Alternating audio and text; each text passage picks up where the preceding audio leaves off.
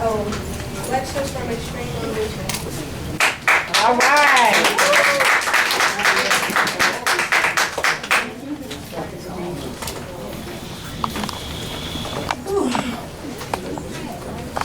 Hi, hello, good afternoon, ladies and gentlemen. My name is Donna Iaselli, also known as Serpent X. I've been trying to break a race, color, gender barrier in a new sport and in a new industry. I haven't had the opportunity yet because I don't have the funding and the backing, and the people that control the industry do not want to let me break this new color, race, gender barrier. So the new color, race, gender barrier is extreme sports and downhill mountain bike racing. As you can see, you don't see any African American females or males participating in this new extreme downhill mountain bike. These are the 4 social, race, gender, and economic disparities or economic issues facing the extreme sports, mountain bike, and road bike racing market. The inability of the American public to disseminate or identify extreme sports and its many different segments from the traditional sports market. The traditional sports meaning baseball, track and field, football, tennis, golf, basketball, track and field. Those are the traditional sports. You see many African American faces in those industries. In the extreme sports market, however, is something completely different. The second segment, the reluctance of the extreme sports mountain bike industry to racially desegregate all of its expensive mountain bike racing teams and allow economically underprivileged people or groups of the American population to gain access to the sport and its lucrative capital base. The failure to openly initiate diversity programs and opportunities for athletic minority African American females, mostly females, looking to break into the private extreme downhill mountain bike and cycling industry, therefore creating an interest and access barrier. There are white females that compete, by the way, just in case you guys don't know, but there are no black females competing. In addition, the elite extreme sports industry of downhill mountain bike racing, cross-country mountain bike racing, and road bike racing has also failed in creating a diverse, educated American public about expensive high-tech or expensive high-performance cycling equipment.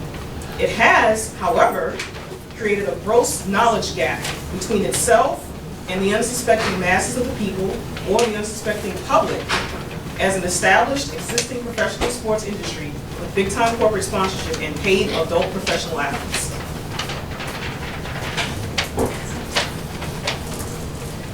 This is my video that I did at Mountain Creek. Yep, there's the lodge, look. Okay, let's see how far there we go. Let's see how far up we are. Look at that. Look at that, all the Beautiful. way. Look at that. Wow, we're way up there. We're way up here.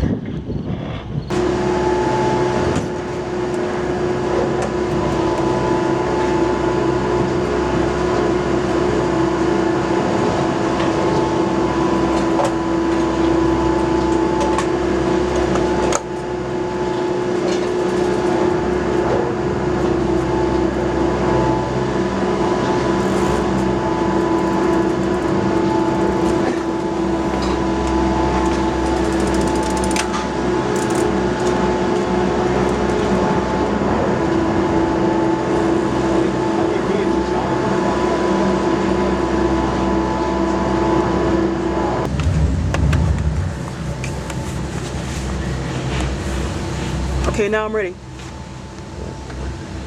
I'm ready now. Okay, you ready to what? I'm ready to go down the hill.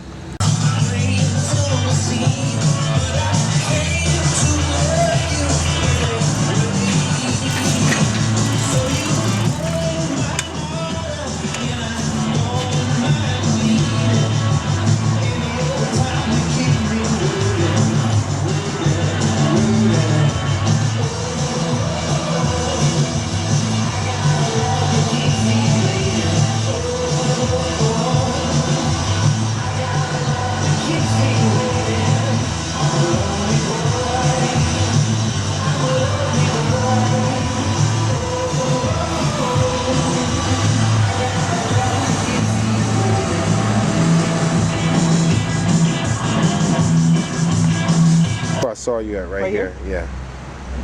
You were on this trail. You were coming down this. See this mountain right here? You were coming right down this mountain. I like this open area.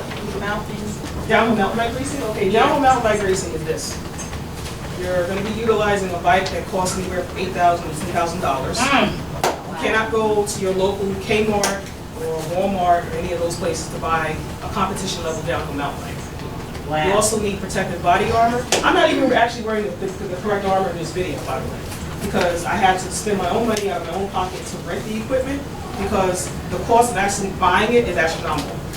You're looking at race entry fees, you're looking at traveling expenses, you're looking at training, and to cross-train, you need more than one bike. Can you see it? That's a downhill mountain bike. As you can see, it has front and rear suspension. And that is a low to moderate performance downhill mountain bike. You said that costs how much? $8,000 and up.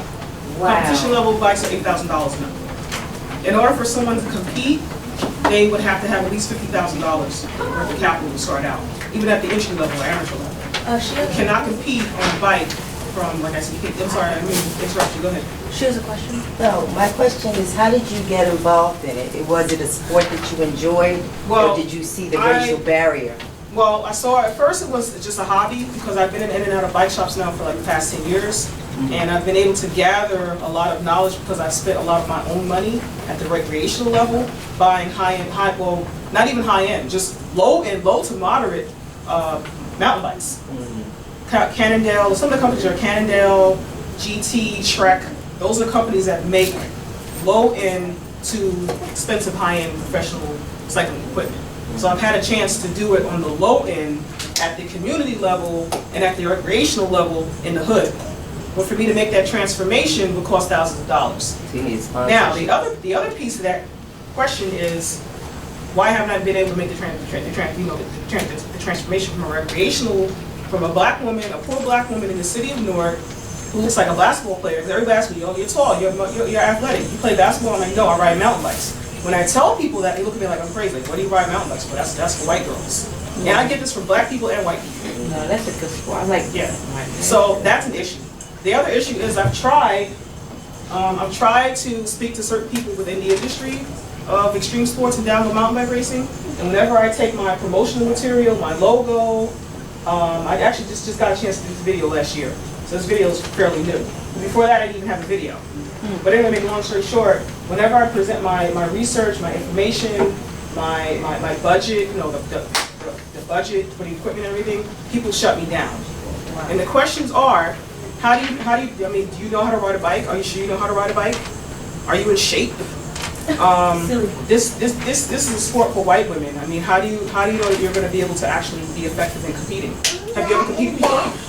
And when I explain to you, listen, I haven't had the chance to compete because people shut the doors in my face. As a gentleman,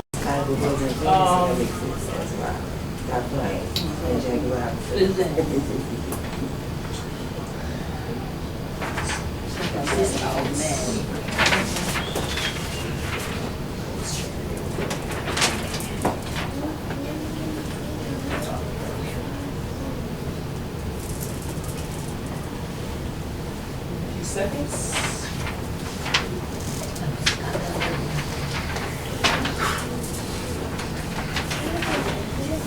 I'm going to show you the face of a gentleman that he's a big-time mountain bike promoter and manager of a company. And he told me to stay out of it because it's a white sport. You don't have the backing.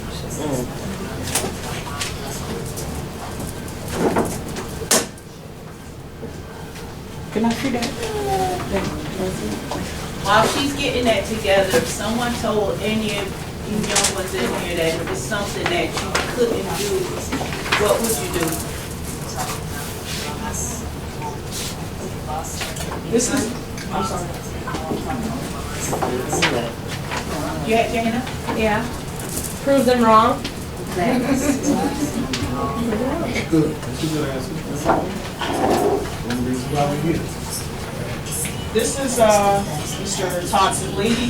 You're actually going to see a picture of him briefly in a few seconds.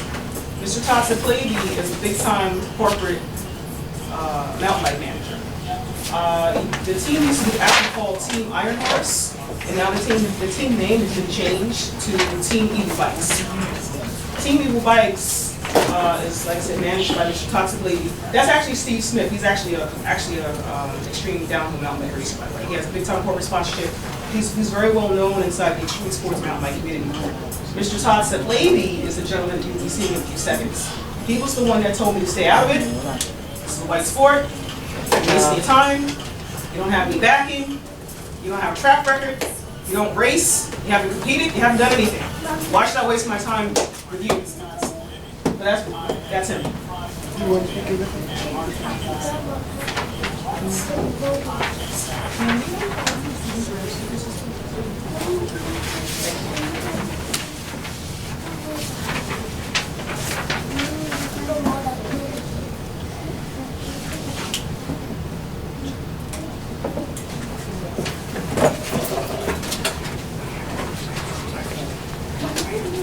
Here on the East Coast scene, having a lot. I am the product of. Hello, my name is Todd Sablady. I am the product development and marketing guy for Evil Bikes. I'm based out of Long Island, New York. Here on the East Coast scene, having lots of fun with the restart up of Evil Bikes and everything that's associated with it.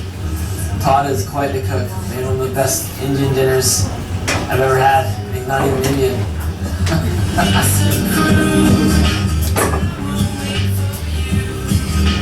Well, anyway, this is the guy that told me I was wasting my time. I don't have the talent. I don't have the strength. I don't know how to ride a bike. It's a white sport. Stay out of it. And I've been barred ever since this particular thing happened, over 5 years ago.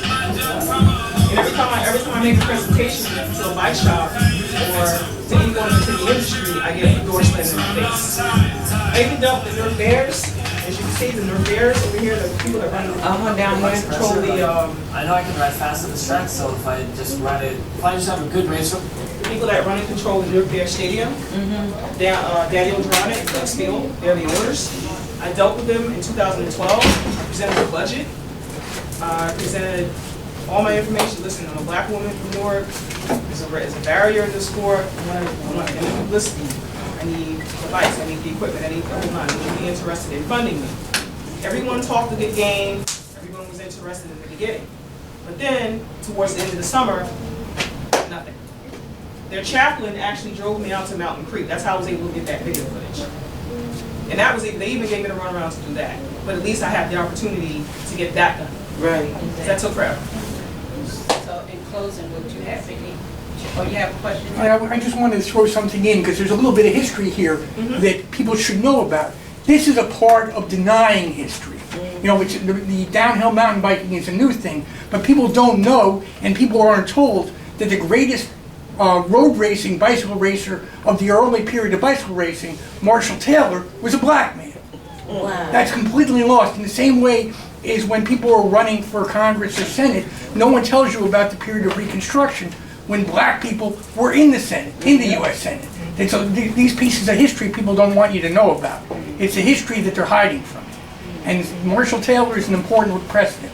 Also, to add to your historical remark, the League of American Wheelmen were actually formed at the time that Marshall Taylor was actually trying to get sponsored and trying to compete.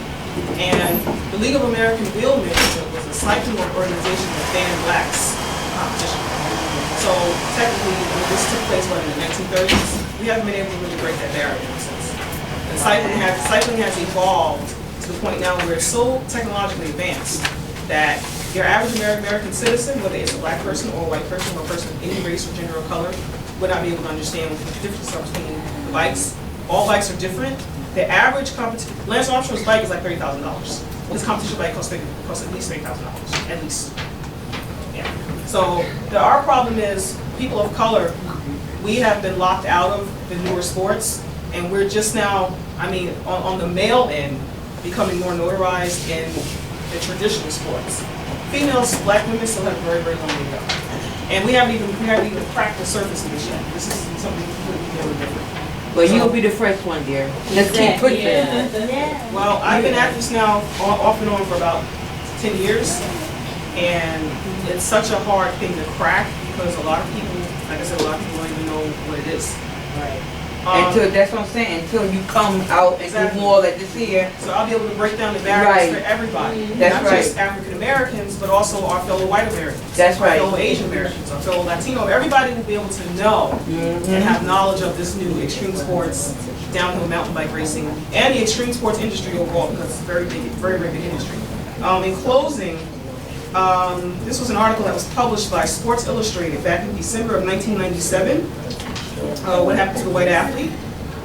And they sent a research team out to do interviews with the African American athletes and the African American athletes and also the white athletes. And it said here at the bottom of this particular page of research, where is the white athlete going? The white athlete is getting out. It says here the white athlete feels that he is discouraged because of the athletic success of African Americans. He does not feel fit and he does not want to play anymore. Then it says here on the other page, just giving you a brief synopsis of the breakdown of the article. The white athlete has increasingly been drawn to new sports that are played in the U.S. and that are played or utilized primarily by white individuals, such as soccer, or all to an alternative athletic pursuits that are overwhelmingly white, such as mountain biking or rock climbing. This was actually researched. Yeah, the surfing is in here too. But they basically predicted that African Americans were going to dominate the mainstream traditional sports, while our white Americans were going to be dominating the non-traditional extreme sports.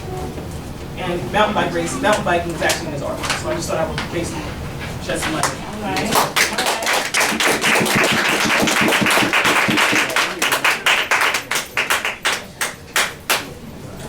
The materials. She passed around. She passed around. I think at the end, when it's over, that we all should take a picture with Miss Donna, because I do feel that somewhere in the future, we'll be seeing her in the magazine. That's right. Yeah. That's right.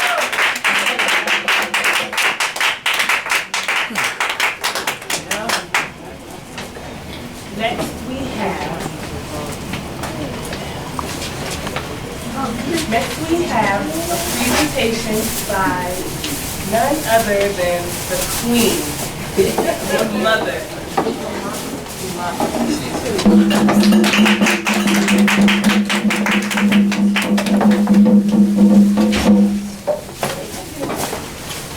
Peace and blessings, yes I do. How's everybody doing? Good. It is a pleasure. Before I go any further, do I have permission from that? To say thank you in one of our most ancient African tongues, the Kemetic language. We say dua. We say dua. Dua. It means I lift you up. To say many thanks, we say duaou. Duaou. Okay. And we say shalem, which means peace and freedom. Shalem. Shalem. Okay. Now, in our African Kemetic language, there are many, many, many words that have been influencing languages all over the world for thousands of years. And as a storyteller and as a poet, I am fascinated by the use of the language. I'm fascinated by the sound. It's beautiful. Yeah. And I also create poetry with it. Now we're going to be doing a little storytelling, some drumming and so forth. I'm going to get somebody to come up here and drum with me and play some instruments. How many would like to do that? Okay, and I also have some African clothes for us to try, and we're going to cram all that into a short amount of time. I'm used to going into schools and doing a 45-minute show, which is the amount of time as a class period. We're going to shorten it even more, so we're going to get a lot in. Now, we're going to construct a poem real quick, okay? To say I am, you say Anouk. Anouk. Yes, that's nice and strong, right? I am Anouk. Anouk. Okay, now the word for love is mer. Mare. Does that sound nice? Say it again. Mare. Makes you feel good, right? Okay, now to say I am love, you would say Anuk Mare. Anuk Mare. Yes. Okay, now here's another really good word. Nefer. It means beautiful. It means good. It means successful. That's a great word, right? And the way that it's drawn, because in the ancient Egyptian language, which is what this is, the ancient Kemetic language, everything is depicted through artwork. Although writing in general is art, right? Because it's a series of pictures that people have decided, well, this means this means, right? Okay? With the ancient Egyptian language, the wonderful thing is that you can get why certain pictures were chosen for certain words. So, for the word nefer, there is there chocolate there? Yes. Okay. There is, yes. What's your cat's name? Oh my, that's beautiful. Do you know that the word mew means cat? What does that sound like? Mew. Mew, yes, yes. Okay, so, the symbol for nefer looks like this. That's supposed to represent the heart, okay? The word for heart in the ancient Egyptian language or the Kemetic language, and we say Kemetic because Kemet is the original name of ancient Egypt. Kemet means the land of the blacks, okay? This is a heart. The word for heart is hot. Hot, H-A-T, okay? Now, we have this line going up. That's supposed to represent the throat, okay? So, and the word is neferet, for the throat. But then we also have these two lines here. That's supposed to represent the mouth. Okay, the rear is the mouth. But this also looks like what? I'll try to do this. Like a guitar, right? The ancient word for guitar was nefer. But here's the idea behind it. If you have a heart that is good, then what comes out of it will show that you are a beautiful person. And that brings you success. Okay? So, nefer. I am good. I am successful. So now we have Anuk Mer and we have Anuk Nefer. Right? Okay. Now, let's see. And another word is Heter. Heter. That means friend. Okay? So we have three words that rhyme. What are they? First we have mer, means love. Then we have nefer, which means beautiful, good, successful. Okay? And then to say that you are a friend, you would say heter. Okay, so we have our poem. Anuk Mer, Anuk Nefer, Anuk Heter. Okay. All right, now, you saw me drumming, you heard me drumming. How many of you have seen women drumming before? Very rare. No. Oh, gotta hang around the right people. Drumming is an ancient African art that started with women. We owned the drum first. Yes, indeed. In fact, I came across a piece of ancient Kemetic artwork that showed a line of women drummers in a procession with drums that looked very much like this.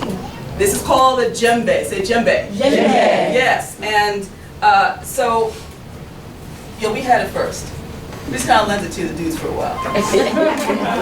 It's time for us to get it back, okay?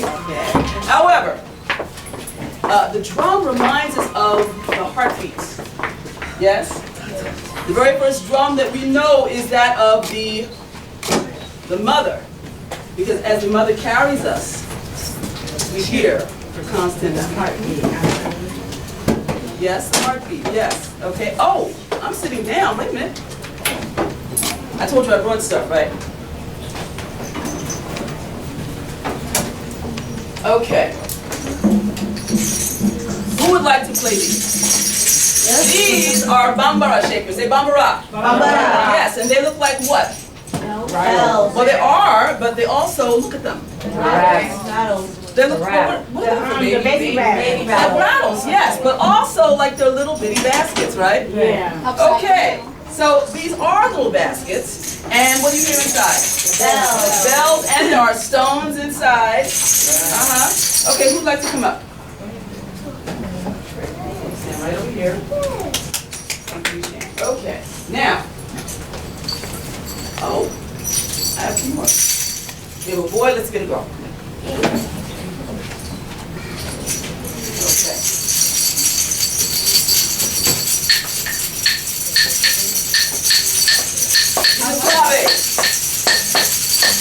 Now here's a big question. How many of you know these from music class in school? How many of you still have a music program in your school? You're very fortunate. Yeah, right. Because usually the first thing to go when they're cutting the budget is the music and the art. If you do not have music in your school, say something. Parents, fight for it. And fight for artists like me who come in and teach, okay? Even to do assemblies, because we need to have the arts. Having the arts makes you a lot smarter. It makes you better in science and math too. Yeah, okay. These claves came from Cuba. I have two daughters, they're 33 and 34. Wow. And they travel the world. I told them I want them to go to school, graduate well, travel, see the world, and that's exactly what they're doing. And when they travel, they bring me back things. Okay. Like these claves. Mom, be an adult up here. You're not an adult. I'm an adult. Well, you are 19, I forgot. I feel old. Okay, so you hold it My like baby. this. You cut it in like that, and then you get one. Okay. Okay, don't squeeze it too hard. See, you want to cradle it like this, so it's kind of loose. So it's, in fact, you can switch up here. Okay? Okay. All right.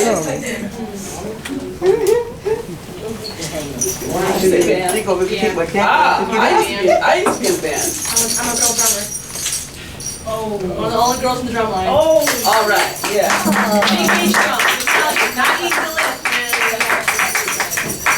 Okay. All right. So, how many of you know the song Fanga? What? Yes, Fanga is a song of welcome. No, originally I was going to do something else, but it's good for us to know these songs that us old heads know, okay? Fanga, Alafia, Ashe, Ashe. You know Ashe. Ashe means? No, that's not right. That's right. Ashe is it is so. Okay? As Baba Zaid said, is the forerunner to Amen. All right? So, this song has three drumming parts. The first is the father part that most people know the melody of.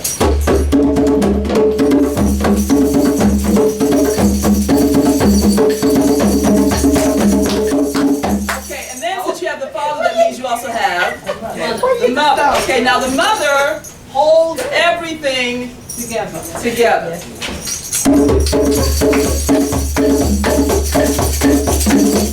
is also the rhythm, and just people moving and dancing. Okay, so now we've got the mother, we've got the father, we also have children. Child who talks all the time.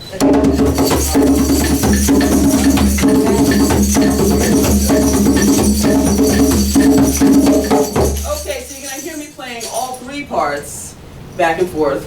All right, just so you know, so you hear the family.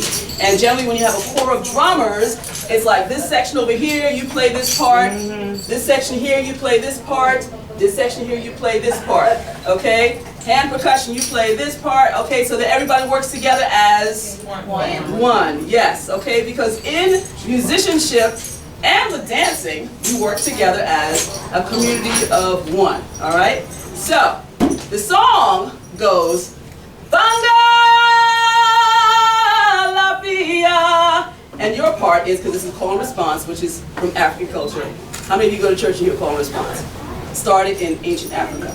Your part is Ashe, Ashe, Ashe, Ashe. Y'all can do a little better than that now. Come on. One more time. Ashe, Ashe. Yes, yes. Banga la via. Ashe, Ashe. All right. Banga la via. Ashe, Ashe. Banga la via.